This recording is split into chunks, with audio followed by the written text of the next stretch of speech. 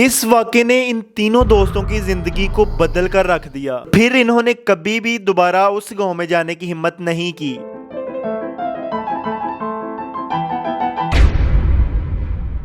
एक वीक के लिए शदीद ठंड की वजह से कॉलेज में विंटर वेकेशंस हुई थी। राहुल, मनोज और सौरभ, इन तीनों दोस्तों ने ये डिसाइड किया कि वो ये वीक राहुल के गांव में गुजारेंगे। और राहुल का गांव मेन सिटी से तकरीबन 5 से 6 घंटे दूर था। तीनों ने डिनर इकट्ठे हॉस्टल में किया और फिर डिसाइड किया कि वो अभी 10 बजे राहुल के गाँव के लिए निकलेंगे ताकि वो तीनों सुबह होने से पहले गाँव में पहुंच जाए। लेकिन कोई नहीं जानता था कि ये सफर उनकी जिंदगी का कितना खौफनाक होने वाला है। तीनों ने अपना सारा सामान पैक किया और फिर रूम को लॉक किया और फिर गाँव की तरफ निकल पड़े। राहुल गाड़ी को ड्राइव कर रहा था और उनके सफर को 1 घंटा हो चुका था। फिर साथ वाली सीट से मनोज बोलता है कि उसको इधर से एक शॉर्टकट पता है, अगर उस जंगल से जाएंगे तो वो 2 से 3 घंटे में पहुंच जाएंगे। राहुल ने फिर गाड़ी को उसी तरफ ले लिया और अब वो तीनों एक जंगल से गुजर रहे थे। थोड़ी देर के बाद ही उनको सामने एक कार और ट्रक जाते हुए दिखाई दिए तो वो थोड़े मेंटली रिलैक्स हो गए कि चलो हमारे अलावा इस रोड पर कोई और भी जा रहा है। और सिर्फ 20 से 25 मिनट के बाद वो ट्रक और कार दोनों अचानक से रुक गए। अब ये तीनों देख रहे हैं कि ना सामने कोई सिग्नल है और ना ही कोई ब्लॉकेज नजर आ रही है, तो इन्होंने गाड़ी को आखिर रोका क्यों? और ये सारा सिनेरियो देखने के बाद ये तीनों दोस्त अब थोड़े से घबराना शुरू हो गए। अब अचानक इन तीनों को जंगल से एक औरत की रोने की आवाज सुनाई देती है और ये आवाज आहिस्ता आहिस्ता से बढ़ती चली जाती है, जैसे कि वो औरत इनकी तरफ आ रही हो। उन तीनों को ये समझ नहीं आता कि ये सब क्या हो रहा है कि अचानक सामने एक औरत की परछाई नजर आती है।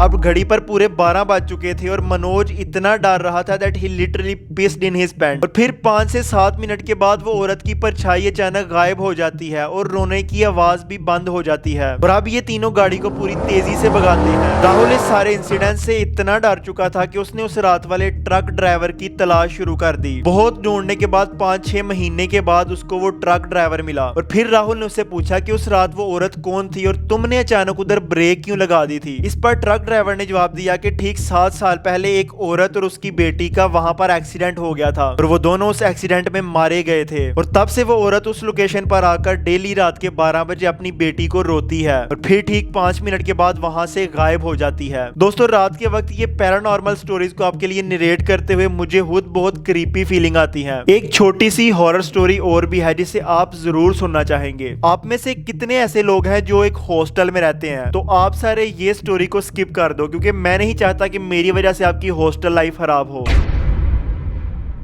रोहित एक मिडिल क्लास लड़का था जो कि हैदराबाद सिटी से बहुत दूर एक छोटे से गांव में रहता था। वो लड़का पढ़ाई में बहुत तेज था, मतलब स्कूल टाइम से ही वो क्लास में टॉप किया करता था। रोहित अपनी लाइफ में बहुत कुछ करना चाहता था। उसका ड्रीम था कि वो एक इंजीनियर बने। तो 12 करने के बाद उसका नाम हैदराबाद सिटी की एक बहुत बड़ी यूनिवर्सिटी की मेरिट लिस्ट में आया और अपना नाम मेरिट लिस्ट में देकर उसकी खुशी का ठिकाना न रहा। अब रोहित के लिए डेली अपने गाँव से यूनिवर्सिटी जाना नियरली इम्पॉसिबल था और उसके लिए ओनली ऑप्शन था कि वो हॉस्टल में रहे और वहां से डेली यूनिवर्सिटी जाया करे। खैर, जैसे भी रोहित यूनिवर्सिटी में एडमिशन ले लेता है और फिर वो अपने हॉस्टल जाता है तो उसको बताया जाता है कि उसका रूम 3rd फ्लोर पर है और बराबर में खड़ा एक सेकंड ईयर का लड़का ये सब कुछ सुन रहा होता है। लेकिन जब वो 3rd फ्लोर का नाम सुनता है तो वो भाग के रोहित के पास आता है और वो रोहित से कहता है कि अगर तुम्हारा रूम 3rd फ्लोर पर है तो एप्लीकेशन देकर अपना रूम चेंज करवा लो और 3rd फ्लोर पे अपना रूम मत लो, क्योंकि अगर तुमने ऐसा किया तो जिंदगी भर पछताओगे और तुम्हारा एक्सपीरियंस तुम्हारी सोच से भी ज्यादा डरावना रहेगा। उसने रोहित को बताया कि 3rd फ्लोर पर फाइनल ईयर के कुछ स्टूडेंट्स रहते हैं और उनको इधर के रूल्स सारे पता हैं, लेकिन तुम वहां पर भूल कर भी मत जाना। अब रोहित ये सारा कुछ सुनकर ये सोचता है कि शायद आज मेरा पहला दिन है जिसकी वजह से मेरी रैगिंग की जा रही है। खैर, अगले ही दिन रोहित अपने उस 3rd फ्लोर वाले रूम में शिफ्ट हो गया और फिर उधर उसके रूम में कुछ फाइनल ईयर के स्टूडेंट्स आते हैं और उसको समझाते हैं कि देखो, हम तुम्हें परेशान करने नहीं आए, लेकिन रात के 12 बजे के बाद बाहर मत निकलना। तुम्हारे रूम के सामने एक वॉशरूम है, लेकिन उधर भी तुम सिर्फ 12 बजे से पहले जाना। अब रोहित ने इसको भी एक रैगिंग समझा और इस वार्निंग को भी इग्नोर कर दिया और ये अब तक की उसकी सबसे बड़ी गलती थी। अब एक रात रोहित अपनी स्टडी कंप्लीट करता है और वॉशरूम जाने के लिए बेड से नीचे उतरता है और फिर वो टाइम देखता है तो रात के 12:30 बज रहे थे। अब उसके जहन में वो 12 बजे वाली बात आती है, लेकिन वो इसको इग्नोर करके रूम का डोर ओपन करता है और वॉशरूम की तरफ चलना शुरू हो जाता है। अभी वॉशरूम 5 से 6 कदम पर था कि वो देखता है कि एक दूसरे कॉर्नर पे एक बूढ़ा आदमी अजीब सा ड्रेस पहने खड़ा हुआ है। अब रोहित उसके पास जाता है और पूछता है कि आप कौन है, और इस वक्त वक्त यहाँ पर क्या कर रहे हैं। लेकिन वो बूढ़ा आदमी एक स्टैचू की तरह बिल्कुल स्ट्रेट खड़ा रहता है और कुछ नहीं बोलता। इतने में एक सीनियर उसके पास आता है, तो वो रोहित से पूछता है कि तुम इस वक्त इधर क्या कर रहे हो, और रोहित उसे जवाब देता है कि मैं इन अंकल से बात कर रहा था। और सीनियर पूछता है कि कौन अंकल, मुझे तो इधर कोई भी दिखाई नहीं दे रहा।